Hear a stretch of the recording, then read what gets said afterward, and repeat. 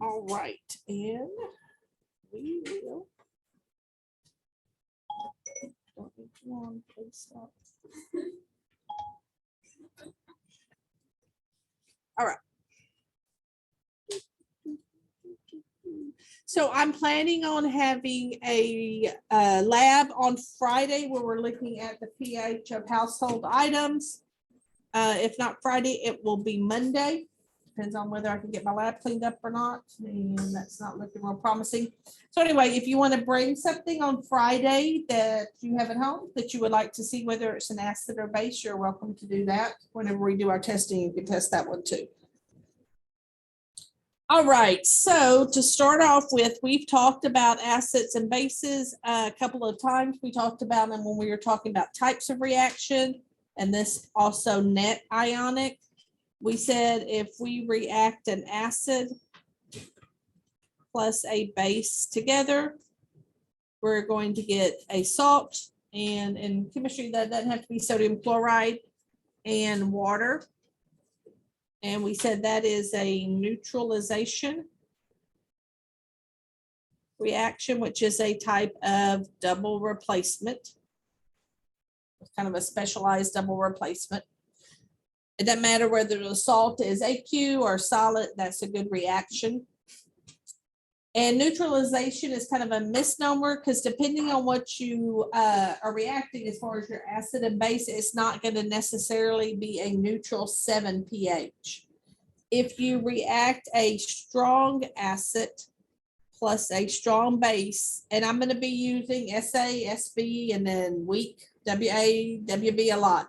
If I react a strong acid with a strong base, then the pH will be about 7 when that reaction is true or over. But once I change one of those, like if I do a strong acid with a weak base, then they will react, but my pH at the end will not be 7. So the neutralization is kind of a little misnomer sometimes. We're mainly going to be working when we do our acid and base unit, we're mainly going to be working with strong. In AP chemistry and college chemistry, you don't have to throw in the weak acids and weak bases, and those kind of make the problems a lot harder. All right, so our bases for our strong base, it's going to be a metal hydroxide, and that remember that's your OH group of group 1 or 2 metals, except for beryllium, and we're going to add magnesium to that. Beryllium is never considered a strong base, and depending on different lists, sometimes you may see magnesium hydroxide as strong. So these strong bases are soluble in water, and they dissociate or break into ions completely in a dilute water solution. So if I have sodium hydroxide, which is typical strong base, and I put it in some water because it's a solid, and I dissolve it in some water, I'm going to get Na plus OH minus. That's the ions it's going to break into. And the fact that that has that hydroxide, that's telling you that it's basic. And it will be about 100% on the product side. So that's why I just have a single arrow. It's not a reversible. If something is a strong acid or strong base, that means they ionize almost 100%.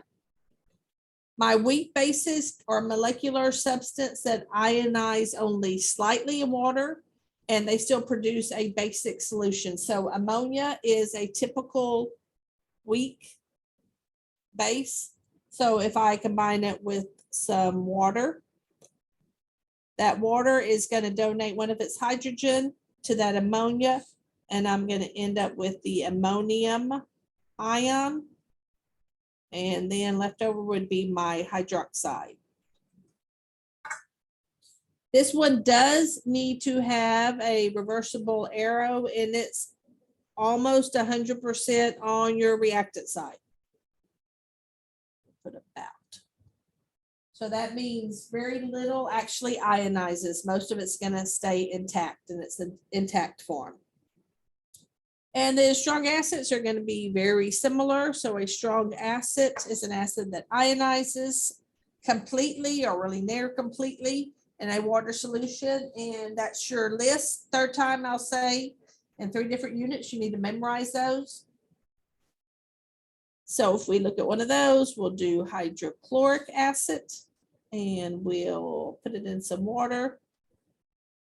And it's going to ionize into the hydrogen ion and my chloride ion. And this would, once again, be almost 100% on my product size since it's strong.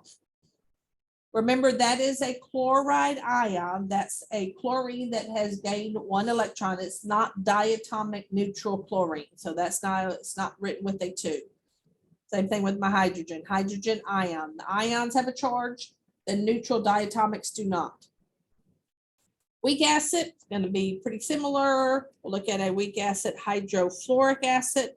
It's the only halogen that forms a weak acid. We're going to put it in some water. And same thing, ionizes.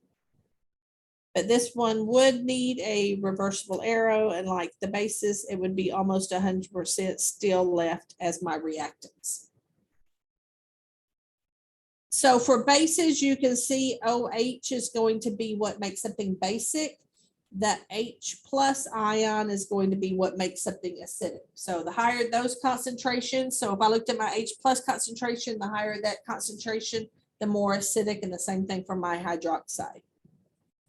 So the 2 different types of acid, so that's our nomenclature, and we have done that before. So we're just going to review it pretty quick. 2 types of acids. All right. And it's all about the oxygen. We kind of have our simple acids, which are our binary acids, and they contain hydrogen and 1 other element that is not oxygen. So these are when we combine hydrogen with, at the top of your periodic table or your ion sheet, I'm sorry, with some of those negative ions, those single negative ions. Remember, the H plus needs to combine with something negative. So it has to combine with a negative anion. So those always start with hydro, and then they would be the root of the element, and then they would end with ic. So if it starts with hydro, it has to end with ic. Those 2 go together. So pretty typical one, HCl. I see it's an acid because it starts with hydrogen. Then I notice it's just 1 other element. It's not a polyatomic, no oxygen. So I'm going to start it with hydro. Root for chlorine would be chlor, and then end it in ic. And then I would have to add the word acid to it.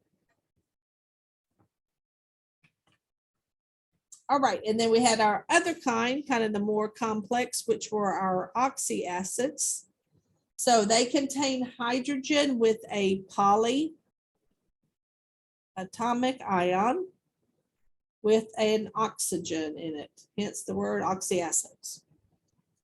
So this is when we had hydrogen combined with some of the anions down below the polyatomic at the bottom of your periodic table. These do not use hydro, so you got to leave that behind, wherever you want to leave it somewhere.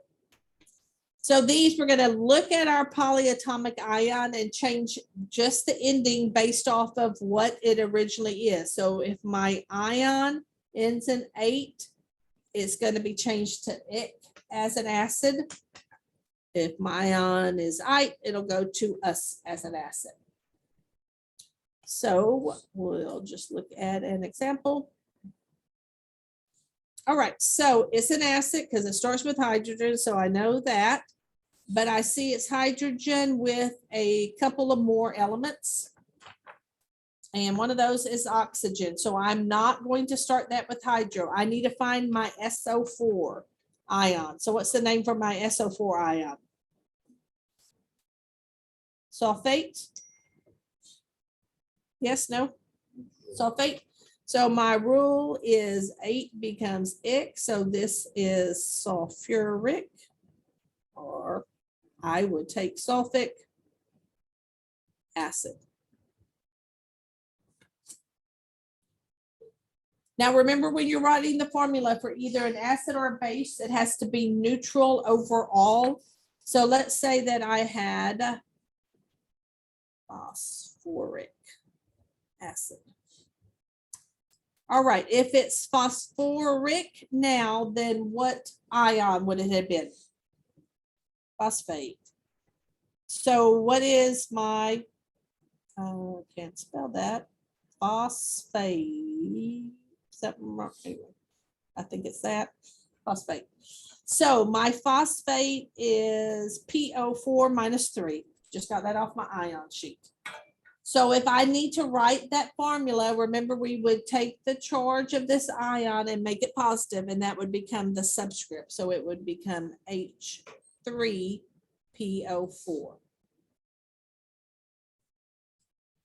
If your ion's just a -1, that would be a subscript of 1, but we don't write those. So then your hydrogen would not have a subscript. That ring a bell a little bit? Some of those rules? All right.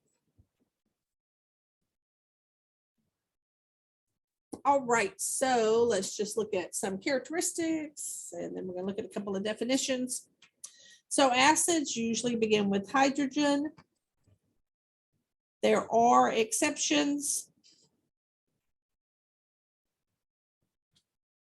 And H2O, you may think of that as an exception, but this one can be an acid. We tend to just call it by its common name, but we could call it hydrochloric acid. Kind of weird. Probably the biggest one is peroxides, H2O2, that is hydrogen peroxide. And in peroxides, oxygen, instead of having a -2 value like it usually does, it has a -1. So they're kind of in a little class by themselves. So that kind of is your biggest exception. Acids taste sour. If you can think of all your fruits, those are all your different acids. They will turn litmus paper red. And pH paper would register between 1 and 6. If you remember the pH scale, which y'all probably had, imagine in junior high, 7 is right in the middle. That is neutral. And then it goes all the way to 14. So anything above 7 would be a base. And then it goes down to 0. Y'all may have learned 1, but we'll find out that it can get below 1. And anything on that side is an acid. So acids have lower pHs, bases have higher pHs. So phenolphthalein, which is an indicator it's clear, and with an acid, it will stay clear. Acids just feel like water. They don't have any really special feeling. They react with metals to produce hydrogen gas, which we would see as bubbles. They are electrolytes, which means they can conduct electricity. We've done that in a couple of other units. If it's a strong acid, strong electrolyte, weak acid, weak electrolyte. And like I kind of already said, the pH would be greater than 7. Then on my base side, it's going to contain the hydroxide, or if it doesn't contain it, like the ammonia, it'll produce hydroxide when mixed with water. These have a bitter taste because all the different soaps that you use, so like soap to wash your body, soap to wash your clothes, wash your cabinet, those are all bases. So I don't know if you've ever had your mouth washed out with soap. Anybody ever had their mouth washed out with soap? Or maybe you got a little soap in your mouth accidentally, it has that bitter taste. It's a base. It will turn litmus paper blue. pH paper will be on the higher side, so 8 through 14. Phenolphthalein, which is clear with an acid, will become pink with a base. They feel slippery. Once again, kind of like our soaps do. They are also electrolytes. Strong basis, strong electrolyte, weak base, weak electrolyte, and then the pH is greater than 7, so it's on the high side. All right.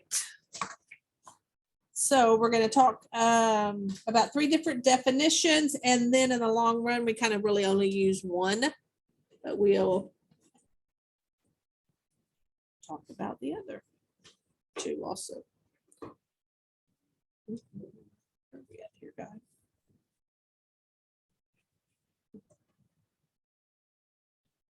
All right. So our first definition is going to be Arrhenius. 1 minute. It's spelled ARRHE. That's going to go in your first blank. ARRHENIUS.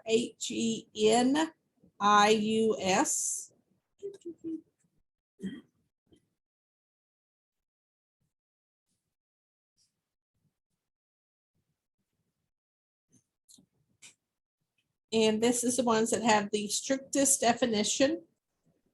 Maybe if I can ever get to it.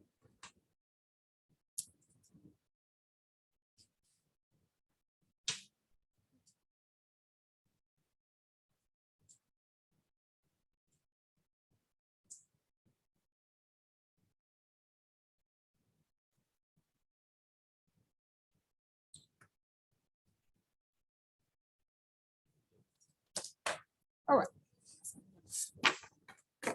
Look at old-fashioned way. Sorry, I'm trying to think of the building looks so exactly. All right.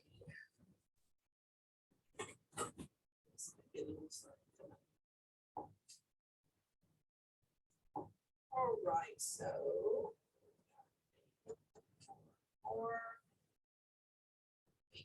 HENIUS. So an Arrhenius acid will produce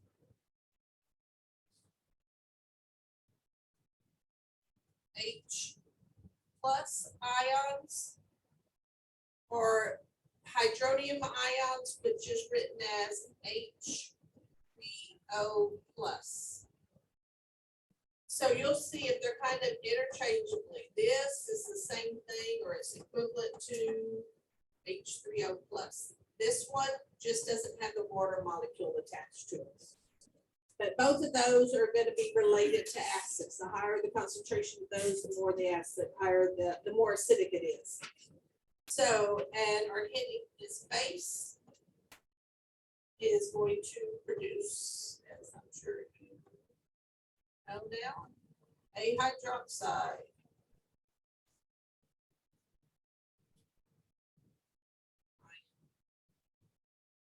All right, so we'll look at a couple of examples, and we'll see that these acids by these definitions can be classified as more than one. So we'll just do our typical hydrochloric acid. And if we combine it with some water, this hydrogen will be donated to the water. And I'll end up with my hydronium, my H3O plus, and then plus my chloride ion left. And once again, because this is present, that's what's making it acidic. And these right now, I'm just showing you all examples of the ionization. They're not necessarily going to be balanced at this point. A lot of these are net ionic. So this is one last clear period. Somebody said, why don't you write that as a diatomic? That's an ion. It's different from a diatomic. It has to be written as an ion. And then we'll do a base, NaOH. And we'll combine it with some water. And that'll cause it to ionize into a sodium ion, hydroxide ion. And then we will still have some water floating around in there.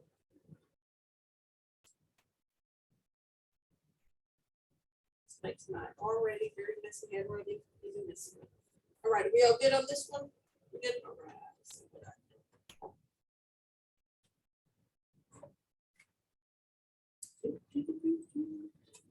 All right, the next one is Bronsted-Lowry, and that's going to be the one that we're going to end up using the most. All right. All right, so Bronsted-Lowry. And these are probably the most used definition, and they work in pairs. So in other words, in an equation, I would have a Bronsted-Lowry acid and a Bronsted-Lowry base. So a Bronsted-Lowry acid will donate a hydrogen ion in the form of H+. That's considered a proton, because if I have H+, it's lost one electron. So now it just has that proton, one proton left. And then my base, because they work in pairs, it will accept that H+, ion. So if I had perchloric acid, and I combined it with some water, for this definition, this acid would donate its hydrogen to the water. So I would get hydronium ions, which is what we look for in an acid. And then I would have my perchlorate ion left. So this would be considered my acid because it donated that hydrogen, and this would be considered my base in this reaction because it accepted that hydrogen. And we're going to work more with those tomorrow. And we'll see that water can act as an acid, it can act as a base. It can either donate a hydrogen or it can accept a hydrogen. And then our last one, which we will define, but we will not really do anything with it. We don't even do that much with it in AP chemistry. A Lewis acid will accept an electron pair, and a Lewis base will donate an electron pair. So this is the only one that doesn't have anything to do with the hydronium, the hydroxide. So this one's a little bit more difficult to see. Let me turn it up, give myself a little bit more room here. Maybe.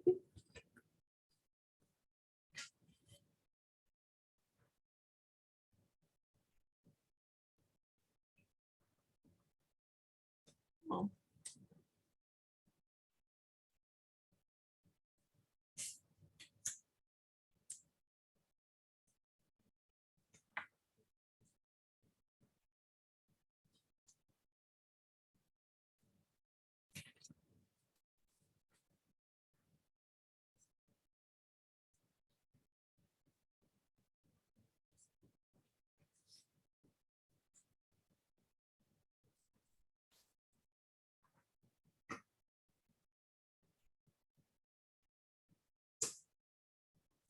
What's the pH level supposed to be in a pool? I don't feel like it's just 7. I don't feel like it was exactly 7, but I don't.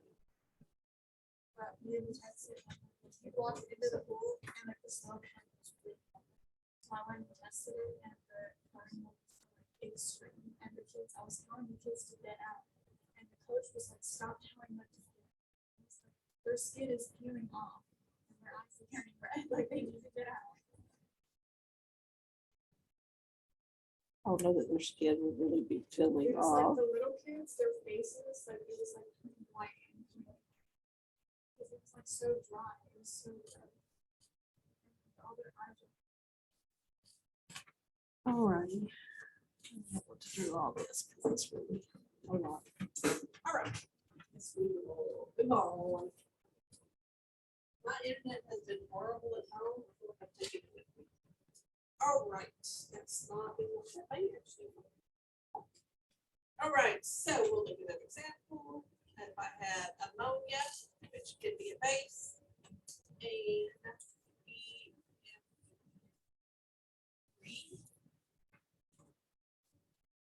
so if we draw a Lewis dot for this, I know it's been a while. have ammonia and it has a lone pair. Boron was one of those guys that only needed 6 valence electrons. So it had these 3 fluorines attached.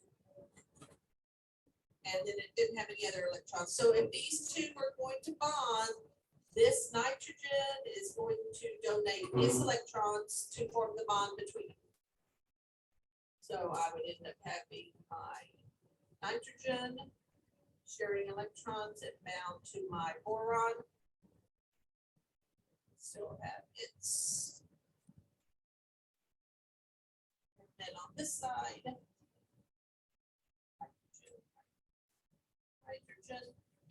This is called a Lewis complex. And what is kind of weird about these is this bond, which is a covalent bond, is called a covalent coordinate. Probably misspelled. Coordinate bond. Covalent bonds are shared electrons, but where did both of those electrons come from?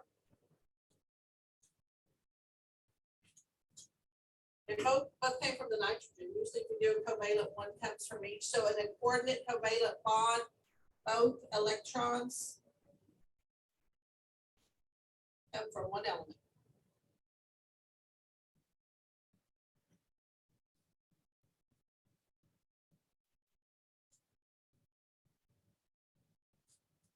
All right, and that's all we're going to say about Lewis. The dying time. Don't even use that much in AP chemistry. We've seen a couple of these. We're preparing for our test on Monday. We've seen a couple of those. And they're hard problems on the AP test. All righty, y'all have a little bit of time, I do believe, about 13 minutes to do some of your practice so you can make 100 tomorrow on your quiz.